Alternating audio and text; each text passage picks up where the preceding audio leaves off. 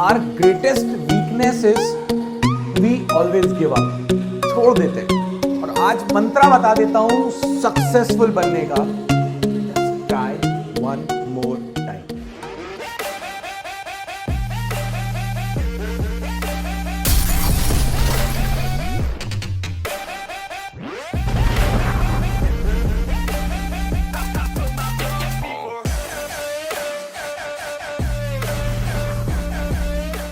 AC के second video में अपन अब करंट और वोल्टेजेस की अलग अलग वैल्यूज के बारे में बात करने जा रहे हैं। और इस वीडियो में हम लोग डिराइव करेंगे कि कंप्लीट साइकिल में एसी की मीन वैल्यू या एवरेज वैल्यू क्या होती है। तो देखो यार, हमारे पास हम इन वैल्यूज को 4 कैटेगरी में डिवाइड करते हैं। सबसे पहली कैटेगरी है इंस्टेंटेनियस वैल्यू। यार इसका तो कोई प्रॉब्लम ही नहीं है। Instantaneous value is the value of AC current और वोल्टेज एट दैट इंस्टेंट। उस इंस्टेंट पर एसी करंट या वोल्टेज की जो वैल्यू होगी वो ही उसकी इंस्टेंटेनियस वैल्यू कहलाती है। फॉर एग्जाम्पल, आप कोका कोला पी रहे हैं, ठीक है, और कोका कोला में जब फादर साहब आए तो वो इतनी सी बची हुई थी, ठीक है। अब इतनी बची हुई थी तो ऑब्वियसली उस समय इतनी सी, इसका मतलब है आप इतनी पी चुके हैं। तो आप कितनी भी सफाई दें कि पापा ये मैंने नहीं पी, वो मेरे दोस्त आए थे वो पी गए थे, बट नहीं, इतनी बची ना। तो वैसे ही उस इंस्टेंट पर जो वैल्यू है, that value of alternating current और voltage is known as instantaneous value. आ जाओ भैया दूसरी बात पर। अच्छा, पहली बात और ये कि इंस्टेंटेनियस वैल्यू निकलेगी किससे? तो इंस्टेंटेनियस वैल्यू निकलेगी उस इक्वेशन से जो टाइम के अकॉर्डिंग बता रही है कि करंट कैसा वैल्यू अपनी चेंज कर रहा है। यानी कि आपको कुछ नहीं करना, जो इक्वेशन ऑफ एसी है उसमें उस टाइम की वैल्यू को रख दो जिस टाइम पर आपको वैल्यू चाहिए। इंस्टेंटेनियस वैल्यू आपके सामने कहेगी ओ प्रकट हो गई है, ठीक है। आ जाओ जरा सेकंड पर, मीन और एवरेज वैल्यू। मीन और एवरेज वैल्यू की अगर अपन बात करें, यार प्रॉब्लम ये ना कि एसी कहता है मैं तो ना इस पार्टी का हूं ना इस पार्टी का हूं, मैं तो इधर उधर होता रहूंगा, है ना। मतलब कि अपनी डायरेक्शन और मैग्नीट्यूड बदल रहा है और पीरियोडिकली रिपीट भी हो रहा है। अब अगर अपनी डायरेक्शन बदल रहा है, मैग्नीट्यूड बदल रहा है और पीरियोडिकली रिपीट हो रहा है, तो जितना पॉजिटिव था उतना नेगेटिव है। तो अगर मुझसे कोई बोले मीन वैल्यू निकालो एक साइकिल के लिए, तो वो तो 0 आ जाएगी। सारी वैल्यूज का सम डिवाइडेड बाय कितने इंटरवल में ब्रेक किया या रेंज, अभी अपन बात करेंगे इस पर थोड़ी देर के अंदर डिटेल में। But average value of AC in one complete cycle is 0। और मीन वैल्यू होती क्या है? वो बहुत सारी वैल्यूज उसका डिवाइड बाय n। जैसे कि अपने सारे दोस्त बैठे हुए हैं, है ना, सब लोग कॉन्ट्री करके, भाई तू क्या लाया? भाई मैं एक पिज्जा लाया। वो उसने कहा कि भाई मैं बर्गर लेकर आया, उसने कहा कि मैं ये लेकर आया, उसने कहा कि मैं ये लेकर आया। तो जितनी भी सारी चीजें वो लेकर आए हैं ना हम सब लोग, इसको हमने इक्वली एक बर्गर, पिज्जा और ये कोल्ड ड्रिंक और ये स्लाइस करके हमने जो इक्वली सब में डिवाइड किया, दैट इज द मीन। वही यहां पर अपन कर रहे हैं। एसी की जितनी भी वैल्यूज थी उन सबका सम करके divide by number of values कर दिया, अपने पास मीन आ गया। मीन यहां पर 0 होता है कंप्लीट साइकिल के लिए, क्योंकि जितना पॉजिटिव है उतना ही नेगेटिव होता है। बट इसको प्रूव करना पड़ता है, जो अपन इस वीडियो में करेंगे। आगे बढ़ जाते हैं दोस्तों। नेक्स्ट अपने पास आती है पीक वैल्यू। यार ये सबसे आसान है। क्यों आसान है? क्योंकि अगर आपको इक्वेशन दी हुई है, सपोज करो इक्वेशन दी हुई है I0 20 sin 3 140। अब मैंने आपसे कहा पीक वैल्यू क्या है, तो भाई साइन या कॉस के आगे जो लिखा रहता है वो पीक ही तो होता है। तो आंसर है 20। तो peak value is the maximum value of the AC और वोल्टेज और current in the complete cycle. उस एक साइकिल के अंदर जो मैक्सिमम वैल्यू अटेंड करे। और वो कैसे निकलेगी? इक्वेशन में जो भी आगे लिखा हुआ है साइन या कॉस के, वही पीक वैल्यू है। ज्यादा कुछ बोलने की जरूरत नहीं है। अब प्रॉब्लम, मीन वैल्यू 0 है, इंस्टेंटेनियस वैल्यू बदल रही है, पीक वैल्यू तो पीक होती है, वो हर बार तो होती नहीं है।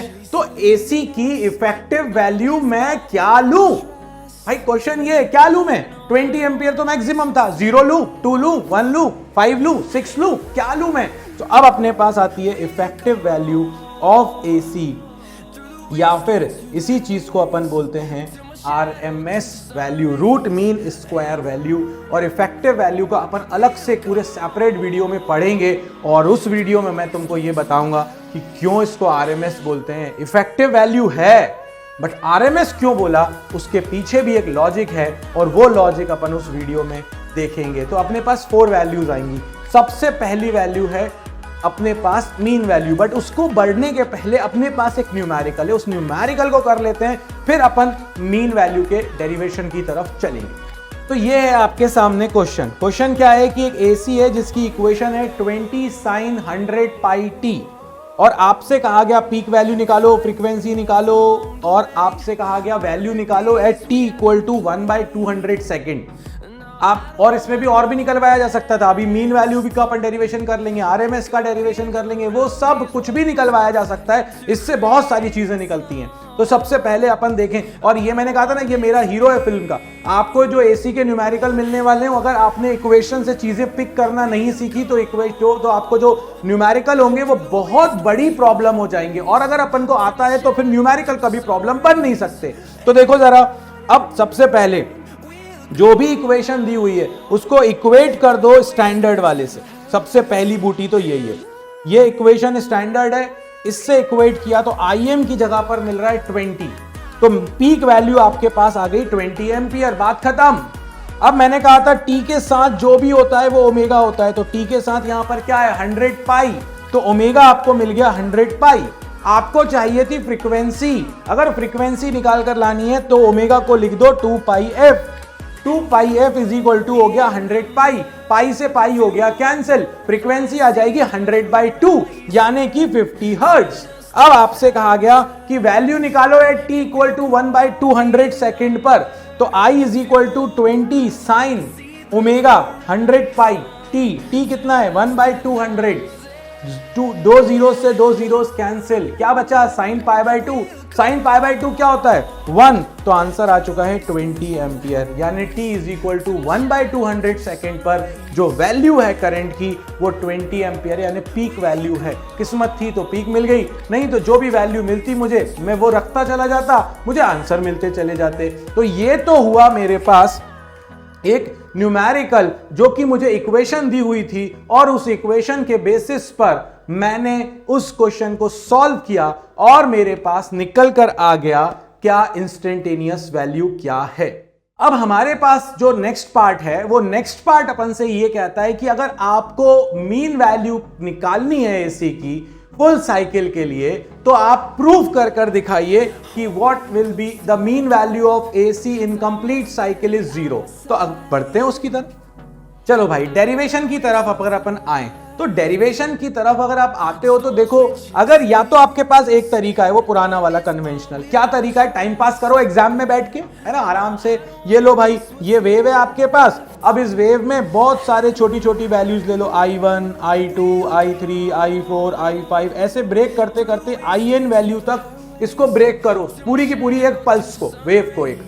अब इस वन साइकिल को n पार्ट में ब्रेक किया तो एवरेज क्या आएगा, I1 plus I2 plus I3 plus I4 up to IN upon n। ये क्या है ऊपर पूरी चीजों का सम, और ये क्या है तुम्हारे पास कितने इंटरवल में तुमने उसको ब्रेक किया, कितने पार्ट में ब्रेक किया, इससे तुम्हारे पास मीन वैल्यू आएगी और वो 0 आएगी। मगर ये टाइम पास करने बैठ गए तो भाई वो 2 मार्क ही ले पाओगे 3 घंटे के अंदर, बाकी कुछ नहीं ले पाओगे। इसीलिए हम इस तरह से नहीं जाते हैं। क्यों? क्योंकि ये डिस्क्रीट के लिए है। जब अलग अलग वैल्यूज हो, 1 + 2, मैंने कहा 1 2 3, इन तीनों का मीन क्या आएगा, तो आप बोलोगे 1 + 2 + 3 डिवाइडेड बाय 3, तो आसानी से आंसर आ गया। बट अगर कोई कंटिन्यूअस है, जैसे कि एसी है, हर टाइम के लिए डिफाइन है, तो उस टाइप के केस में हमारे पास, जैसे ये एक वेव है, इस केस में हम लोग एसी की एवरेज निकालने के लिए गलती से भी इस डिस्क्रीट वाले मेथड पर नहीं जाते। हम इस मेथड की तरफ नहीं जाएंगे, तो फिर किस मेथड की तरफ जाएंगे वो देखो। तो बहुत आराम से ये देखो कि सबसे पहले आपने क्या किया था, सम। यहां पर मैथ्स में एक पूरी रेंज में फंक्शन अगर आपको दिया हुआ है, उस फंक्शन में, उस रेंज में अगर आपको सम करना है तो आप लोग यूज करते हैं इंटीग्रेशन। इसीलिए तो मैथ्स बाबा प्रकट हुए हैं कि आओ आप हमारी मदद करो फिजिक्स में। तो देखो, सबसे पहले मुझे इस कंप्लीट साइकिल में सारी वैल्यूज का सम चाहिए, तो सम करने के लिए मुझे करना पड़ेगा इंटीग्रेशन। तो देखो भाई, ये आ गया आपके पास फॉर्मूला IT dt, ये तो आपको दे देगा उन सारी वैल्यूज का सम। अगर मेरी लिमिट है टाइम पीरियड तो मैं इसको T1 से T2 या फिर 0 से T जो भी मेरा टाइम इंटरवल है मैं उस टाइम इंटरवल में इसको इंटीग्रेट कर दूंगा। मैंने कर दिया इंटीग्रेट, बट ये तो सम देगा। नीचे भी तो कुछ आता है ना, यहां पर देखो जरा, ये इंटरवल यहां कितने पार्ट में तुमने ब्रेक किया, बट यहां तो तुम इंटीग्रेट कर रहे हो एक रेंज में, तो उस टाइम की रेंज आएगी यहां पर, यानी कि ये आ जाएगा आपके पास T-0। जैसे यहां पर इंटरवल था कि आपने n पार्ट्स में इसको ब्रेक किया, वैसे यहां पर आपको रेंज से डिवाइड करना पड़ेगा। किस रेंज में आप इसको इंटीग्रेट कर रहे हो, उस रेंज का एवरेज निकल के आ जाएगा। आपने 0 से t लिया तो आपकी रेंज हो गई T-0। तो सबसे पहले आपको क्या निकालना है, आपको निकालना है सम। सम के लिए आपको क्या करना है, इंटीग्रेट, और उसके बाद सम डिवाइडेड बाय इंटरवल। तो ये आपका इंटरवल था टाइम पीरियड के बराबर, आपने उसको टाइम पीरियड के इंटरवल से डिवाइड कर दिया। ये फॉर्मूला है कंटीन्यूअस में। कंटीन्यूअस में मतलब जब आपका फंक्शन वैल्यूज बदल रहा हो और टाइम के हर पार्ट के लिए डिफाइन हो, तो सम के लिए इंटीग्रेशन नंबर ऑफ डिविजन्स की जगह पर रेंज ले लेते हैं। तो जो भी रेंज है उस रेंज से उसको डिवाइड कर दो, मीन वैल्यू निकल कर आ जाएगी। अब तुम्हें सिर्फ IT की यहां पर वैल्यू रखनी है। क्या है करंट की value, Im sin omega t रख दो, इंटीग्रेट कर दो, आंसर 0 आ जाएगा। देखो कैसे कर रहे हैं अपन। तो जो मेरा फॉर्मूला था, इस फॉर्मूले में मैंने I की वैल्यू रख दी यहां पर, और इसको IT क्यों बोल रहे हैं, क्योंकि ये टाइम का फंक्शन है। डरना मत, I भी लिख दोगे तो भी चलेगा, ठीक है। अब जैसे ही रखा आपने तो आपको ये मिल जाएगा Im sin omega t। 1/t divide में था, ये डिवाइड में था तो उसको अपन ने बाहर कर दिया। अब ये देखो जरा, Im बाहर हो जाएगा, t बाहर था ही। इंटीग्रेशन ऑफ साइन AT, मेरे प्यारे बायो वालों, साइन AT का इंटीग्रेशन क्या होगा, माइनस कॉस AT। साइन का इंटीग्रेशन माइनस कॉस होता है, कॉस का डिफरेंशिएशन माइनस साइन होता है, क्योंकि तो इसीलिए। और अगर t के साथ a बैठा हुआ है तो वो नीचे डिवाइड में आ जाएगा। तो वैसे ही यहां पर साइन ओमेगा t का इंटीग्रेशन हो जाएगा माइनस का कॉस ओमेगा t, t के साथ बैठा हुआ था ओमेगा, तो ये आ जाएगा डिवाइड में, इंटीग्रेशन 0 to t। अब आप लिमिट रख रहे हो t में और अंदर बैठा हुआ है ओमेगा, तो ओमेगा को आप क्या लिख सकते हो, 2π/t। ये हमने पहले ही फॉर्मूला देखा है। तो जैसे ही आपने यहां पर इसको प्लेस किया, अब आप देखो गौर से, माइनस का Im जो माइनस था अपना, ये इसमें इंटीग्रेशन के अंदर जो ये माइनस आया था, इसको बाहर ले आए अपन। तो ये minus Im by omega, omega की वैल्यू क्या रख दी मैंने, 2π/t इंटू t, और कॉस ओमेगा की जगह पर 2π/t, upper limit t minus lower limit 0।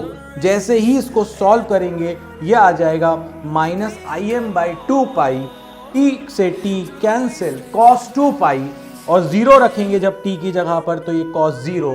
cos 2π होता है 1, क्योंकि cos 2π is equivalent to cos 0, और cos 0 भी होता है 1, दोनों हो गए हैं 1, 1 से 1 कैंसिल, और आंसर आ जाएगा 0। So mean value of AC in one complete cycle is equal to 0 whether it is current or it is voltage। I के लिए था तो I dt कर दिया था, V होता तो V dt कर देते, डिवाइड बाय इंटरवल करते, आंसर वही आता। नेक्स्ट वीडियो में अपन हाफ साइकिल के AC के लिए उसकी मीन वैल्यू निकाल कर लेकर आएंगे। तब तक के लिए लाइक शेयर सब्सक्राइब करना गलती से भी मत भूलना। मिलते हैं नेक्स्ट वीडियो में, तब तक के लिए जय हो।